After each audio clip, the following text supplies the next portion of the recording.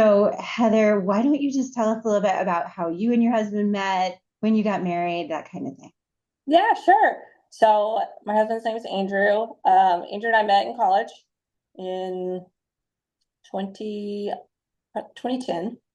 Um, you know, we were both in sorority fraternities. So I ended up being a sweetheart of his fraternity, and he was an anchor man in mine. And so I'm trying to think. I was a sophomore, he was a freshman, so I'm a little older than he is. But um, we went through that together. I moved away traveling with my first job while he finished up school. We were married in 2015, so we've almost been married for 10 years. That's crazy. But we've grown up together in that like young adulthood transition. Of course, we had the twins. Like I said, there were four. So that was an interesting kind of feat. And I think what probably, and we can talk about it more later, was one of the trigger points in the trauma journey. Um, and then I currently work in HR. He is an engineer at a cable producing factory. So we both have pretty high demand jobs, a chaotic little family, but yeah. I love that. And just tell me, did you guys have discussions about his past? Did you know that there might have been some trauma in his past throughout, before you got married? Not specifically. I mean, I always I will say I always kind of wondered. Um, Andrew's family was divorced, so he grew up in a broken home. And it was always an interesting dynamic. I had not experienced that growing up, so it was a little different. I vividly remember there was a situation where we were going to visit, and his mom would not let me come to their home. And we had been dating for quite some time. And so I always thought that was just interesting that, you know, your child is in a relationship with somebody and you won't even welcome them in their home. Um, get it? His dad was always much more welcoming. And I kind of saw glimpses of how there was, I think, a competition between the two. And I think more so from his mom's side than his dad's. And so it was like he was constantly being pulled, wondering what the effect of this action would be. Is she going to see this as favoritism towards the other parent? Um, it was just a very interesting dynamic, but we never vividly talked about kind of was there any potential, mental, physical, or whatever abuse or traumatic past. When did you kind of start seeing behaviors that may have indicated to you that As that I might be the case? as I look back over the last few years, the twins were roughly about a year old. So it was right around, 3 years ago. Um, his grandmother passed away right before the twins turned a year old. And then it was just from there, he started to kind of spiral with mental health. His brother had started abusing substances, and my husband tended to blame himself, but then his family started to push blame on Andrew for his brother's abuse. And so my husband, started to cope with alcohol. And then just as the years progressed, it seems the stress of now having two mobile children, where before they were just one spot. So it wasn't as easy to do the things that we needed to do. As they started getting older, a little bit more demanding, work started getting demanding, all while coming out of COVID.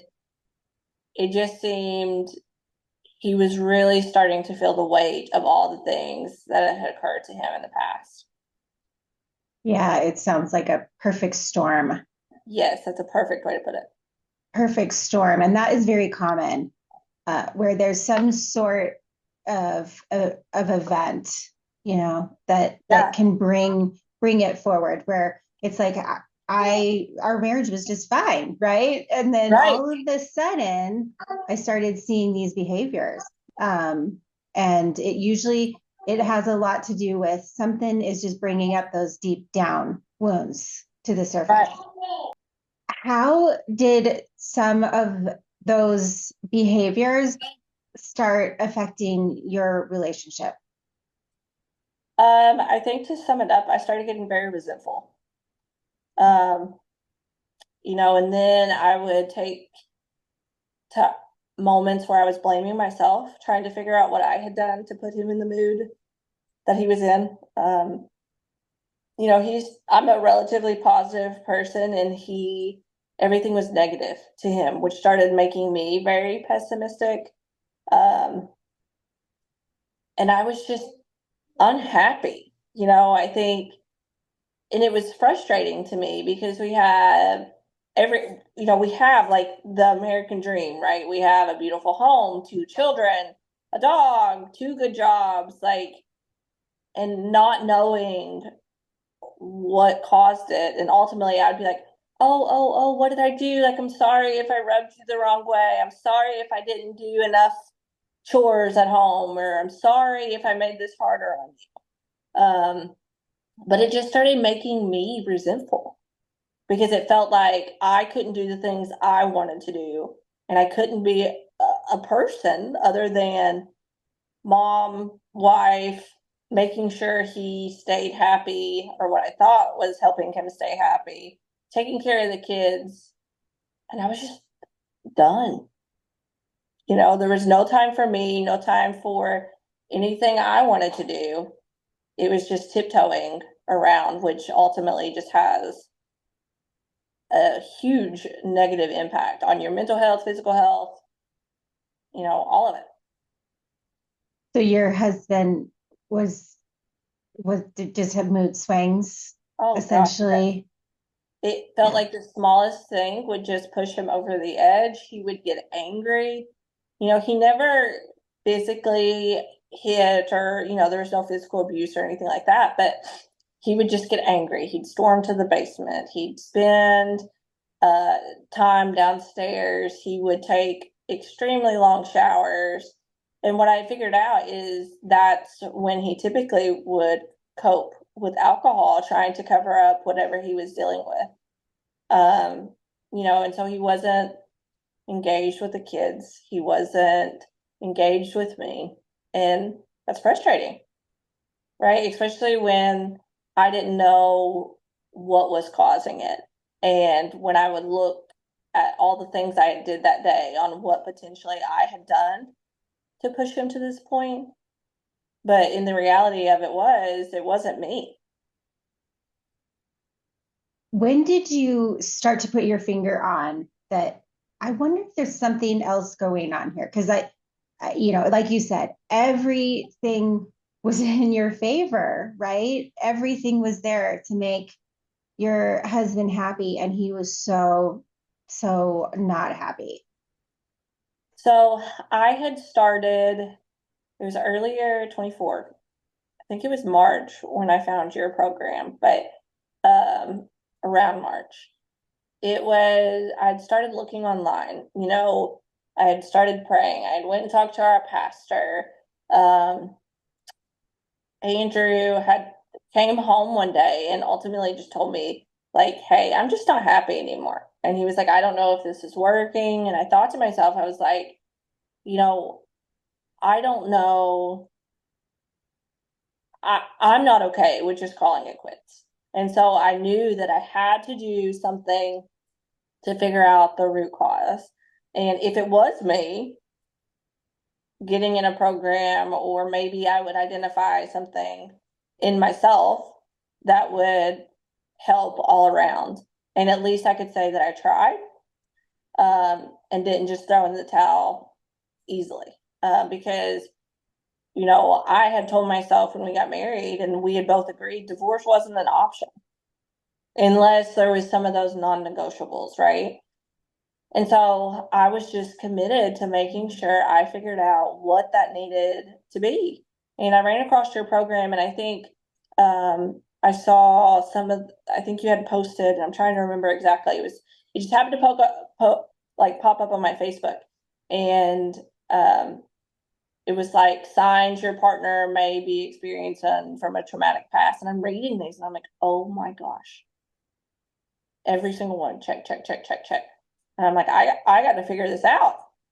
So I clicked, and then the rest is history. And so I think you and I were about halfway through the program, our one-on-one sessions, when we both, with your help, I kind of came to the realization that the trauma stems from his childhood. And still, I don't know exactly what has occurred or what hasn't occurred. I have an idea, because I'm still going through the program, trying and using the tools for myself and for him. Um, but I think probably roughly about 5, 6 months ago is when I really started realizing that this stems from a traumatic past from his childhood.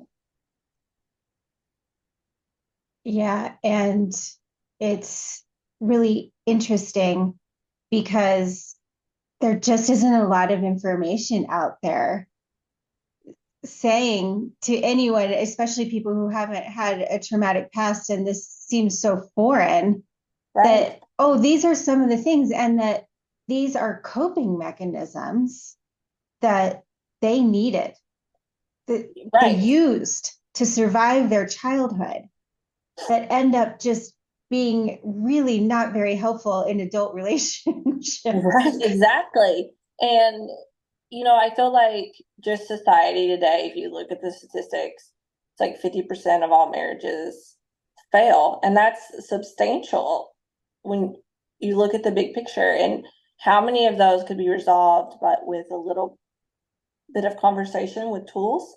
And I think as women, we tend to fall into that caretaker role. So we want to make sure everybody around us is taken care of, but there's only so much we can do when somebody's dealing with something that maybe we don't know about. Yeah. Um, we can be as supportive as we can be, but there are some things that I was doing or that people tend to do that honestly just trigger the person dealing with the trauma even more. I know that a lot of people want to know the why. Why is this happening? Why is this happening? And you just alluded to it. And I had to figure it out myself, that sometimes it doesn't, you don't need to know the details. Why? And releasing yourself from having to know that and just being like, I know what's happening. I know what the emotions feel like in my relationship. I'm able to identify them now. And it doesn't really me, I don't need to get to the deep down root of why it's happening. We just need to figure out how to deal with it better. Correct. And I think too, ultimately, I had to come to the realization that it really doesn't matter why it's happening because ultimately I couldn't change whatever happened. I couldn't change what he went through as a child. Um, but all I could do is support. And so those small little details really doesn't matter.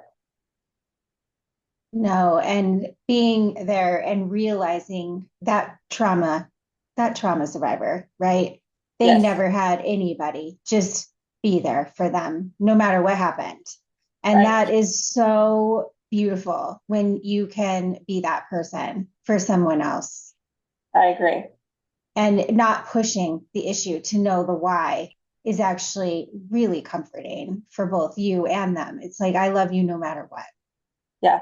It's definitely helped us grow stronger. I mean, don't get me wrong, things, you know, still we're working through some of the ups and downs.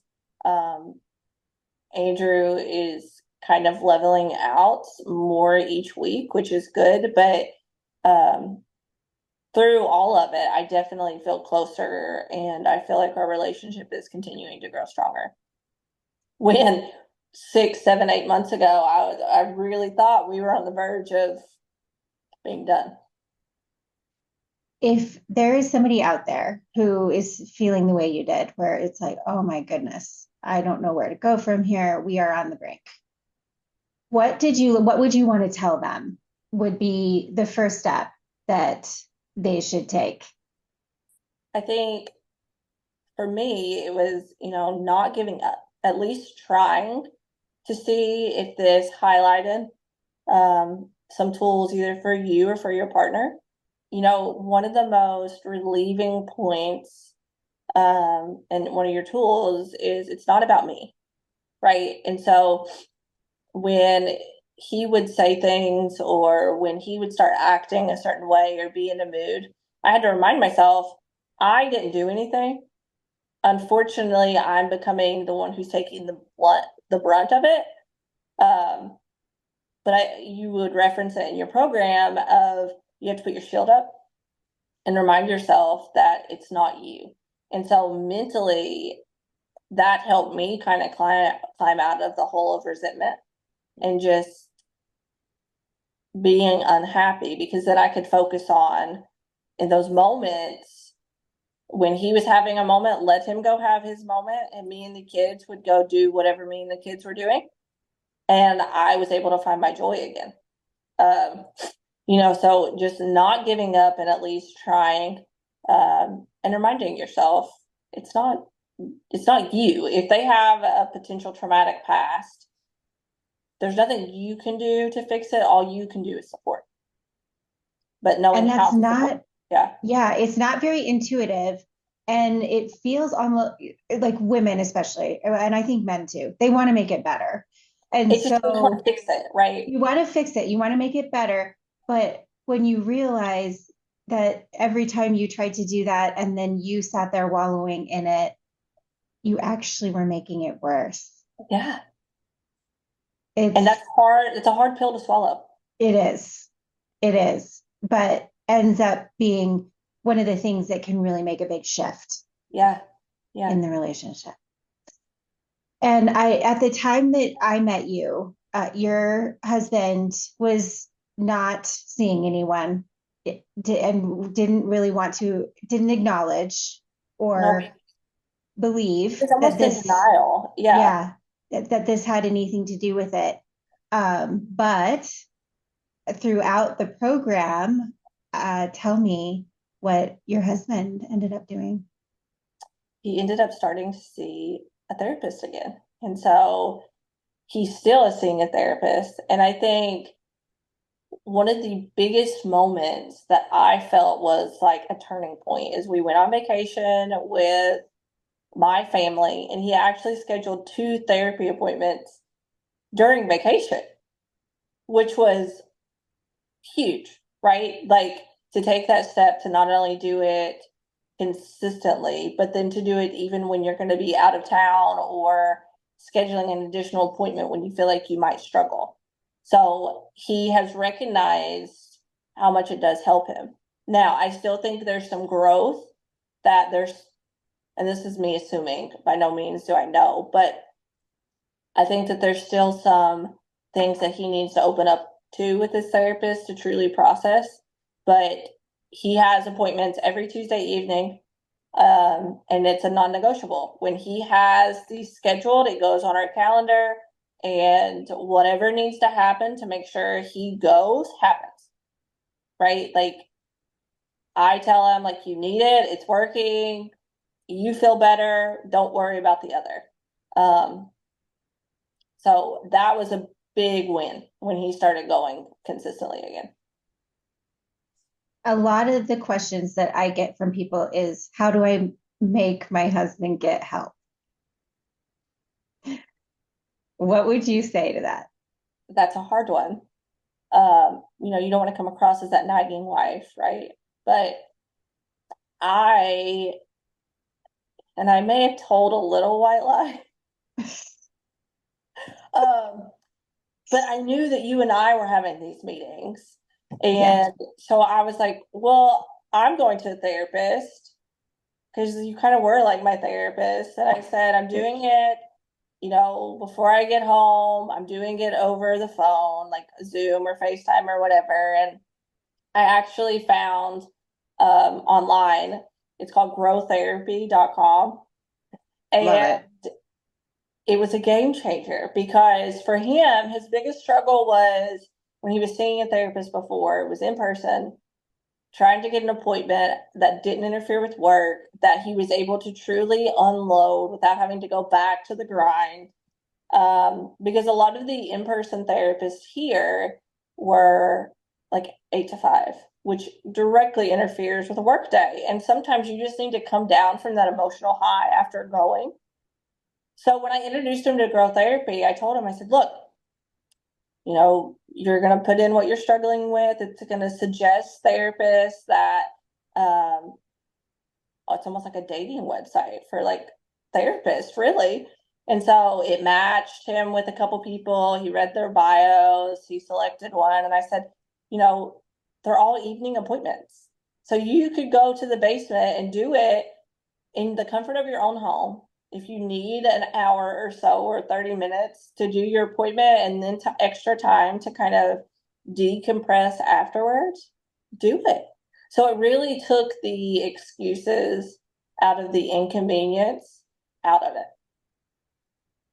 The other thing that you had mentioned to me, which is so important, and if you understand the shame that trauma survivors are under, to really come to play that, to come to the realization that this may be, something that they need to deal with, is the fact that you have to ask for time off at work.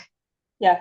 And kind of explain, I'm going to need to see a therapist. And that takes that piece out of it as well, which I think is So then you huge. don't have to interfere with potentially somebody else knowing where you're going. I mean, Yes. all of it. The whole thing. Yeah. Love it. Yeah. So Would I can't you, recommend that enough.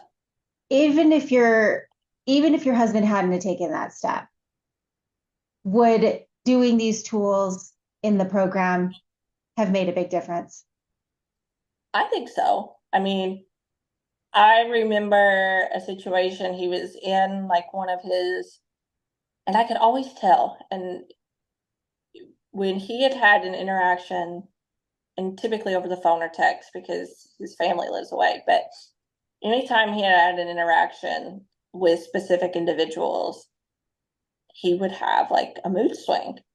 And I remember he was in the middle of one of his swings. I don't remember what had been said or not said or whatever. But I was doing dishes and he started saying something and I looked at him and I said, I don't know what you're dealing with, but I know this isn't about me. So I'm not I'm not going to take that.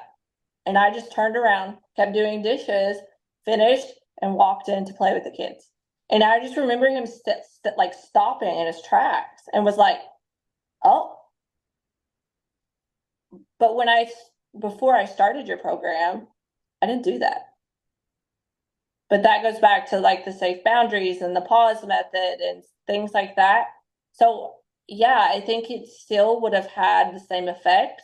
I think that him going to therapy has kind of compounded over the last few months, maybe to get us to where we are. So, without therapy, it probably would have taken a little longer, but it still has a positive impact. And I think that when you start to do those things that we were just talking about, those things that don't seem intuitive, then it really does bring to light what is truly going on, and the chance of your partner wanting to seek help for that really expands. Well, my husband too has made comments over the last couple months specifically about how supportive I've been. And when I take a step back, human nature, especially females, and even prior to the program, I wouldn't look at this as being supportive, right? Because there's sometimes I'm just like, nah, just not. But to him, that it's being more of a support than when I was constantly nagging or trying to uncover what it was. Because I think in some ways he doesn't exactly know what it is either. And then that just exemplified what he was feeling. When he didn't know and I was trying to nag, it just made it worse. Perfectly said. What is the most important takeaway that you hope that other partners who are feeling like you did, 6 months ago, will gain from this conversation? I found myself again. And I think that was huge for me. That in the moment that I thought my marriage was over, I kind of lost myself. I was an exhausted mom working 50, 60 hours a week at minimum with two toddlers, trying to do all the things with a husband who was spiraling. And I wasn't taking care of me. But through the program, not only have I started rekindling our marriage and helped our relationship get stronger, of course, with his help, but I've ultimately found myself again. And, I have friends that just say, I seem happier. I think I look better. Like I'm not as exhausted. I've started going back to the gym again, which I hadn't done in months on months on months because I was so guilty taking that time for me because I felt like that was causing him to do those things. When ultimately, by me taking care of me, he's starting to take care of him. That's so So, beautiful. in the midst of it, as terrible as it is, when you climb out of it, and not give up, not only will your relationship be stronger, but you'll be stronger as an individual. Heather, thank you so much for your story. I know that this is going to impact so many, and I know there are so many, including me, who have been there looking for this hope, this that something you can be in a relationship that you both deserve, right? And you can bring that joy back. And I love that you have been so focused on that. And I wish the absolute best for your twins and your family. And I am can't wait to see what the next few years bring. Thank you. Thank you. And I'm so thankful as well. The relationship that we've built has been beautiful and just the support and, realizing I wasn't alone in going through this. And there's so many other people that none of us are alone. And we just got to help each other through it. Thank you so much.